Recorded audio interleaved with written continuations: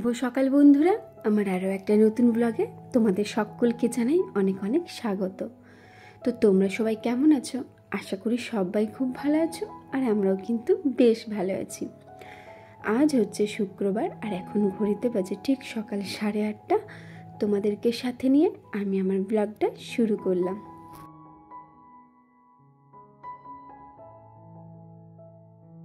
প্রেগনেন্সির আগে যেমন ঘুম থেকে উঠেই আমার প্রায় বলতে পারো অনেকেই কাজ থাকতো। এই যেমন ঘর ঝাড় দেওয়া, ঘর মোছা, বাসন ধোয়া, এইসব কাজগুলো থাকতো। মাঝে সাঝে কাপড়টাও কেচে নিতাম। তবে এখন প্রেগনেন্সির পরে কিন্তু সকালে ঘুম থেকে উঠে ডাইরেক্ট চলে আসি কলতলে, আর কলতলে এসে ব্রাশ করে শাশুড়ি মা কোনো দিন চা, কোনো দিন হরলিক্স রেখে দেয়, সেটা খেয়েই কিন্তু আমি একেবারে স্নান করে নিই। তবে যেদিন শাশুড়িমার একটু অসুবিধা হয় বা বাড়িতে কোনো পুজো থাকে বা হয়তো শাশুড়িমার ঘুম থেকে উঠতে দেরি হয়ে গেল, তখন কিন্তু এই ঘর ঝাড় দেওয়া, ঘর মোছাটা আমি করে নিই। হয়তো শাশুড়িমার নিচের রুমগুলো মুছে নিল, আর আমি হয়তো ওপরের রুমগুলো ঝাড় দিয়ে দিলাম, এইরকম করে কাজগুলো করে নিই। তো এদিকে ব্রাশ করে চলে এসেছি, আর ব্রাশ করে এসেই প্রথমে আগে একটা থাইরয়েডের ওষুধ খেয়ে নেব। তো আমাকে অনেকেই জিজ্ঞেস করছিলে যে দিদিভাই তোমার কি থাইরয়েড আছে, কারণ প্রত্যেক দিন সকালে দেখি তুমি থাইরয়েডের একটা করে ওষুধ খাও। তো না বন্ধুরা, আমার কোনো থাইরয়েড নেই। তবে থাইরয়েডের পাওয়ার হচ্ছে 4.50-তে থাইরয়েডের পাওয়ার, তবে আমার আছে 4.15। যেখানে আমাকে ডাক্তারবাবু বলেছে যে এই প্রেগনেন্সির সময় নাকি অনেকেরই থাইরয়েড ধরা পড়ে, যার কারণে আমার হলেও হয়ে যেতে পারে, মানে একটা হবার চান্স থাকে না। তো সেই বলছে 99% হয়তো চান্স আছে হবার, যার কারণে প্রথমে আমাকে 1 মাসের মেডিসিন দিয়েছিল, বলেছিল 1 মাস খেলেই হবে। তারপরে যখন দ্বিতীয় মাসে ডাক্তার দেখাতে গেলাম, তখন বললো যে না, এটা 1 মাস না, পুরোপুরি 1 বছর কন্টিনিউ করতে হবে, যতক্ষণ না তোমার বেবি হচ্ছে। তো তার কারণে প্রত্যেক দিন সকালে একটা করে থাইরয়েডের ওষুধ খেয়ে নিই। আর আমার থাইরয়েডের পাওয়ার হচ্ছে 12.5, মানে সব দিকে লো পাওয়ার যেটা, সেটাই দিয়েছে। তো তারপরে এসে দেখি আমার শাশুড়ি মা চা, 2টো বিস্কিট আর ওই ছোলা বাদাম দিয়ে রেখেছে। তো আমাকে অনেকেই বলেছিলে যে সকালবেলায় ছোলা বাদামটার সাথে একটু আলমন্ড নিয়ে নেবে, বা তোমার কাজু টাজু এসব খাবে।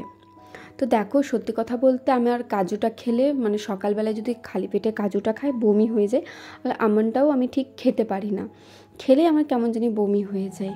তো প্রথম যখন প্রেগনেন্সি চলাকালীন, মানে প্রথম 1 মাসের কথা বলছি, আমি প্রত্যেক দিন সকালে বাদাম, ছোলা, একটু কিশমিশ নিতাম, কাজুটা খুব কমই নিয়েছি, মাঝে সাঝে নিয়েছি, তারপর খেজুর নিতাম। তবে এখন না, ওই আমার খেজুরটা যদিও ভালো লাগে, কিশমিশটা তো একদমই ভালো লাগে না, কাজুটাও ভালো লাগে না, যার কারণে কিন্তু খাই না, ওই বাদাম আর ছোলাটাই খেয়ে নিই। তোমার খেজুরটা খাওয়া তো খুবই ভালো। তো খেজুরটা কখন খাই জানো? ওই বেলা করে খাই, বা হয়তো বিকেল দিকে হাতে হয়তো 2-3টে নিলাম, ওইভাবেই খেয়ে নিই। তো এদিকে চা খাওয়া হয়ে গেছে, এখন সোজা চলে যাব স্নান করতে। আর এখন ঘড়িতে বেজে গেছে 9:45 মতো। বললামই তো, আমার সকালবেলায় খুব একটা কাজ থাকে না, ওই ঘুম থেকে উঠে ব্রাশ করে চা বিস্কিট খেয়ে সোজা স্নান করে নিই।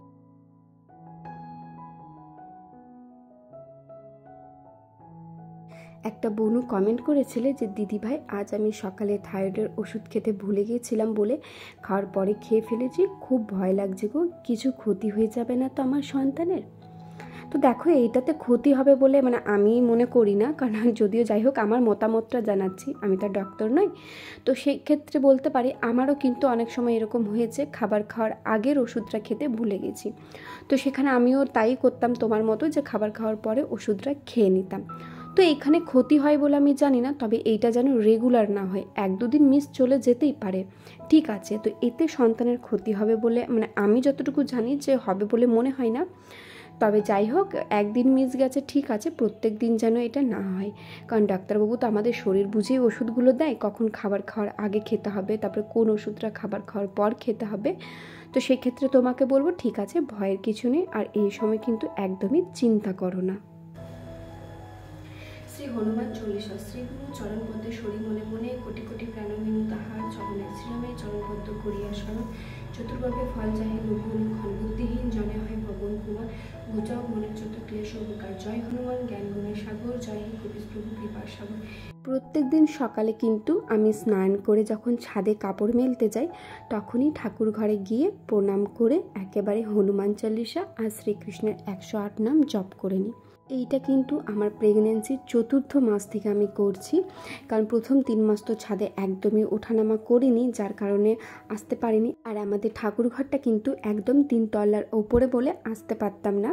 তো এখন যেহেতু ওপরে ওঠানামা করাটা তো খুব একটা ক্ষতি নয়, বরং এটা বলতে পারো শরীরের পক্ষে ভালো, যার কারণে এখন ওপরে এসে ঠাকুর নাম জপ করে নিলাম।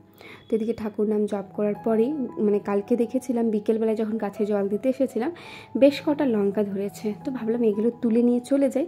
আর গাছের লঙ্কা তো বেশ ভালোই লাগে, ঝাল ঝাল, তো যার কারণে অনেকগুলোই হয়েছিল, তো সবগুলো তুলে নিই, কারণ অনেকগুলোই দেখলাম বেশ কচি কচি ছিল। যেগুলো একটু বড় বা মোটা ছিল সেই লঙ্কাগুলোই কিন্তু আমি তুলে নিলাম, আর ওই গোনাগুনতি 5টার মতো তুলেছিলাম। আর সত্যি বলতে জানো তো লঙ্কাগুলো এত পরিমাপে ঝাল ছিল যে কি বলবো। তারপরে রুমের মধ্যে এসে সমস্ত ওপরে যতগুলো রুম আছে সব রুমের দরজা জানলাগুলো একেবারে বন্ধ করে দেবো। তারপরে নিচে গিয়ে টিফিন করে কি করছি না করছি তোমরা ব্লগটা দেখলেই বুঝতে পারবে।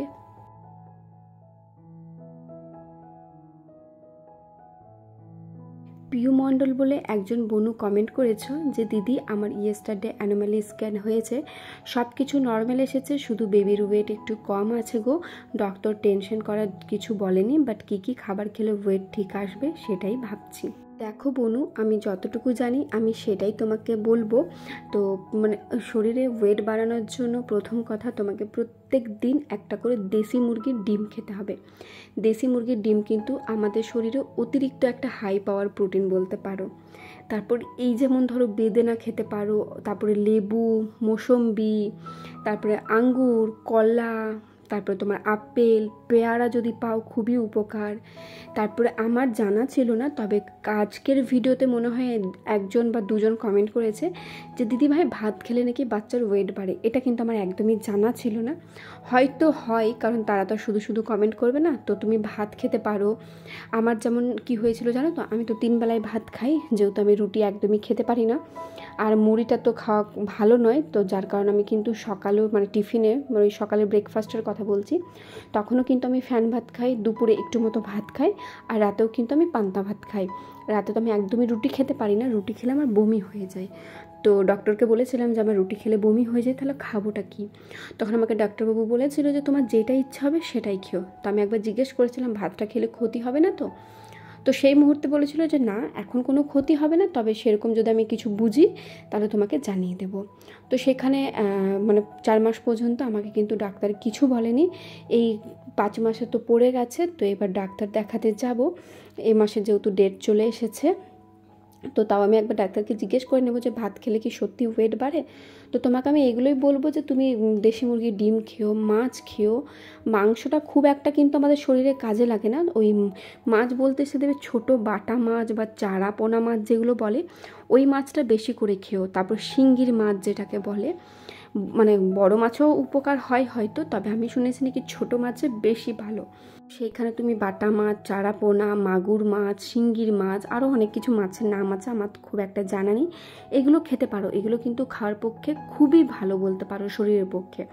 তো সেখানে তোমাকে আমি একটাই কথা বলবো, তুমি ডাক্তারবাবুকে একবার, তুমি যে ডাক্তারকে দেখাচ্ছ সে তো ভালো বুঝবে তোমার রিপোর্ট অনুযায়ী, তো তুমি তাকে ভালো করে একবার জিজ্ঞেস করে নিও যে বেবির ওয়েট কী করে বাড়বে। তো আমার কালকে 5 মাসের একটা স্ক্যান আছে, যেটা কিন্তু আমি করা হয়নি, যেহেতু আমি বাবার বাড়ি গিয়েছিলাম বলে।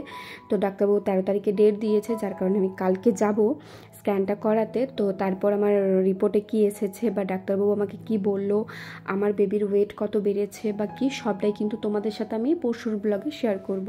তো যাই হোক বুনু, এটা নিয়ে একদমই চিন্তা করো না, কারণ এই সময় চিন্তা করলে কিন্তু বাচ্চার শরীরে অনেকটাই এফেক্ট পড়বে।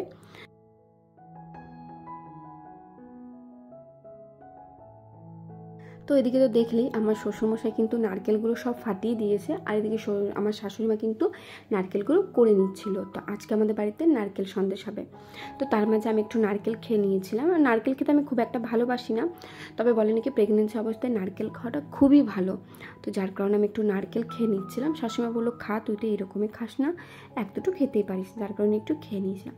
তারপরে দুপুরে খাবার খেতে বসে গেছি। এদিকে ভাত, করলা আলু ভাজা, তারপর শসা, একটু আচার নিয়েছিলাম, এদিকে আলু পোস্ত, আর এটা ছিল ডাটা বেগুন আলু দিয়ে পাতলা পাতলা ঝোল আর দই।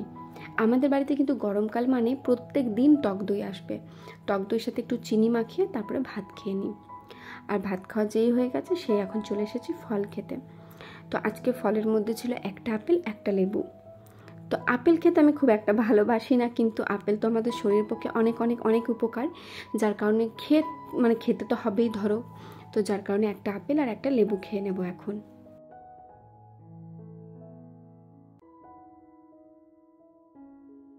আর তোমরাও কিন্তু যারা প্রেগনেন্ট আছো তাদেরকে আমি একটাই কথা বলবো, প্রত্যেক দিন দুপুরে খাবার খাওয়ার পর ফল খেয়ে নেবে। বিকেল দিকে ফল খাওয়াটা কিন্তু খুব একটা ভালো নয়, তবে কোনো দিন যদি দুপুরে মিস চলে যায় তো বিকেলে 4টের সময়, মানে দুপুরবেলায় আর কি 4টের সময় ঘুম থেকে উঠেও খেতে পারো। তো আমি যেমন ওই খাবার খাওয়ার পরেই খেয়ে থাকি, মানে প্রথম 3 মাস তো 12টার সময় একবার খেতাম, আর একবার এই খাবার খাওয়ার 2-2:30টার পর খেতাম। তো এখন যেহেতু আমাকে একবেলাই ফল খেতে বলেছে, যার কারণে খাবার খাওয়ার পরেই খেয়ে নিই। আর ফলের মধ্যে সত্যি বলতে আমার লেবুটা খেতে খুবই ভালো লাগে, যার কারণে চেষ্টা করি লেবুটা একটু বেশি করে খাওয়ার, কারণ লেবুটা টক টক তো, আর টক জিনিস খেতে সত্যি আমি খুব ভালোবাসি।